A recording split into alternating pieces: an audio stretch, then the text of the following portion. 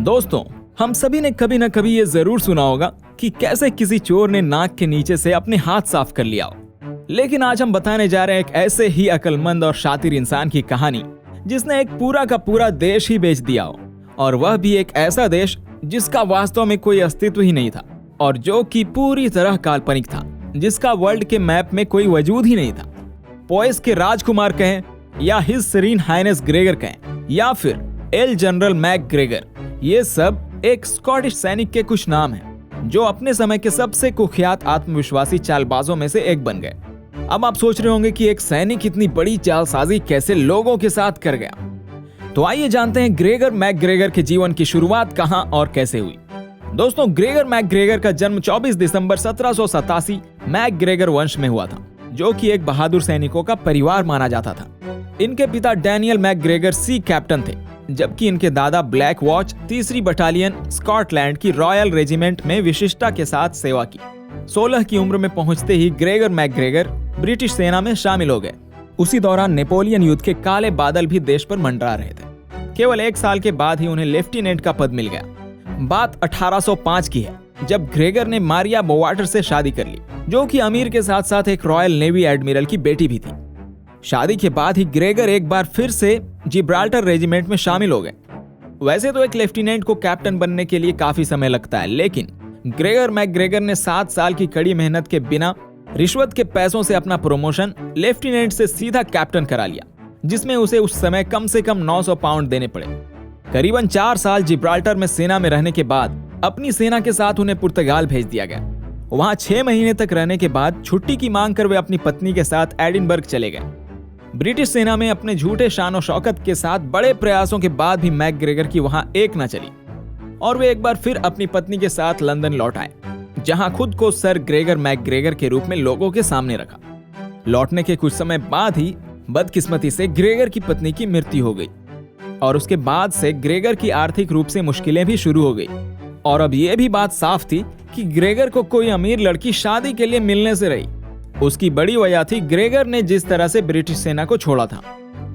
यही समय था जब ग्रेगर को याद आई उन वेनेजुएला के क्रांतिकारियों में से एक की, जिसका नाम था जनरल फ्रांसिस्को डी मिरांडा, जिन्होंने लंदन का दौरा किया था।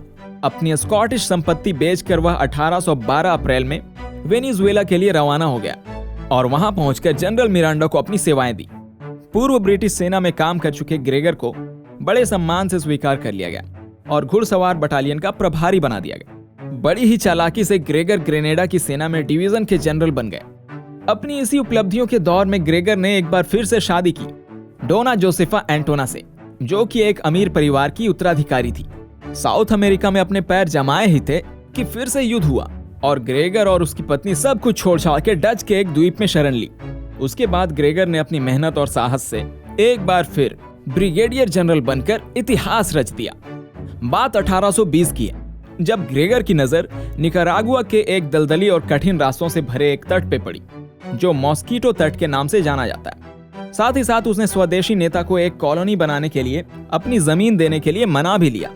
ये सब देखने के बाद ग्रेगर 1821 में अपनी नई पत्नी के साथ एक बार फिर ब्रिटेन में कदम रखा, एक आश्चर्यजनक और दिलचस्प कहानी के साथ। लंदन पहुंचने के बाद ग्रेगर ने लोगों के सामने एक काल्पनिक देश का जिक्र किया और कहा कि वो होंडुरास की खाड़ी में एक स्वतंत्र देश पोएस का राजकुमार बन चुका है, और कहा कि ये खिताब उसे वहां के किंग जॉर्ज फ्रेडरिक ऑगस्टस ने दी, जो कि मॉस्कीटो तट के राजा थे। वह कहानी की तरह कहता गया कि एक ऐसी जगह है जहां हमेशा हरियाली छाई रहती है, साल भर खेतों में फसल लहराती है, नदियों में पानी के साथ साथ सोने के पत्थर भी तैरते हैं। भले ही इस पर यकीन करना मुश्किल हो, लेकिन ग्रेगर के कहने का अंदाज कुछ ऐसा था कि लोग उसके द्वारा बताई गई बातों पर विश्वास कर लेते थे। उसने इस काल्पनिक देश का नाम पोएस रखा। ग्रेगर ने कहा कि वैसे तो वहां जरूरत की सारी चीजें, लेकिन वहां अभी भी पर्याप्त विकास नहीं हुआ है और जगह को विकसित करने के लिए उसने लोगों को इन्वेस्टमेंट करने का लालच दिया और सभी राजी भी हो गए। ग्रेगर एक अच्छे बिजनेस प्लान के साथ आगे बढ़ा, लेकिन उसे नए बसने वाले और निवेशकों की जरूरत थी। उसने लंदन, एडिनबर्ग और ग्लासगो के निवेशकों को लुभाया और 1 साल में 2 लाख पाउंड जुटा लिए और उसके साथ ही एक गाइड बुक छपवाई जिसे लोगों को आकर्षित कर सके, और पेपरों में इंटरव्यू भी दिए।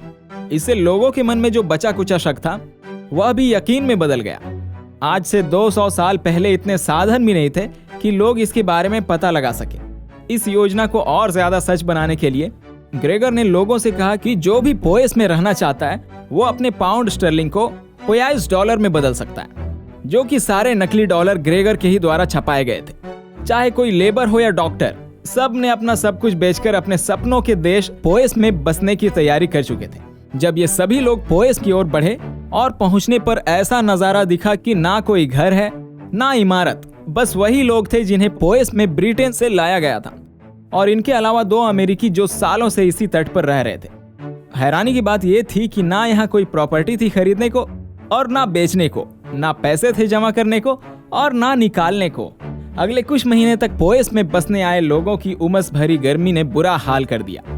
इसी के साथ भूख, थकावट और साथ ही मलेरिया का प्रकोप टूट पड़ा था, जिसके चलते लगभग 1/3 लोगों को बचाकर वापस ब्रिटेन लाया गया और बाकी के लोगों को नहीं बचाया जा सका। और जो बचकर वापस आ भी गए थे उनकी हालत खराब थी। कई निवेशकों को शक हो चुका था कि पोएस मात्र एक षड्यंत्र है पैसे ऐंठने का, और जो बचे पैसे थे उसे देने से मना कर दिया, जिसका ये नतीजा निकला कि अब ग्रेगर के पास जो कुछ भी था वो सब धीरे धीरे खत्म होता जा रहा था। पोएस की कहानी एकमात्र अनोखी धोखाधड़ी थी जिसमें 200 से ज्यादा बसने वालों को झेलना पड़ा। ये सब देखते हुए आखिरकार ग्रेगर को गिरफ्तार कर जेल में डाल दिया गया, जहां उस पर मुकदमा चलाया गया। मुकदमे के नतीजे में उसे बरी कर दिया, जिसके बाद वह एडिनबर्ग की ओर चल पड़ा। लेकिन कुछ स्कॉटिश जनता अपना पैसा वापस चाहती थी और मैग्रेगर ने दक्षिण अमेरिका की ओर भागना बेहतर समझा, जिसके बाद 1845 में 58 साल की उम्र में उसकी मृत्यु हो गई। तो दोस्तों, ये थी कहानी दुनिया के सबसे बड़े कॉन मैन की, जिसने एक मनगढ़ंत देश बेच दिया लोगों को। आज का वीडियो आप सभी को कैसा लगा कमेंट करके हमें जरूर बताएं। अंत तक वीडियो में बने रहने के लिए शुक्रिया।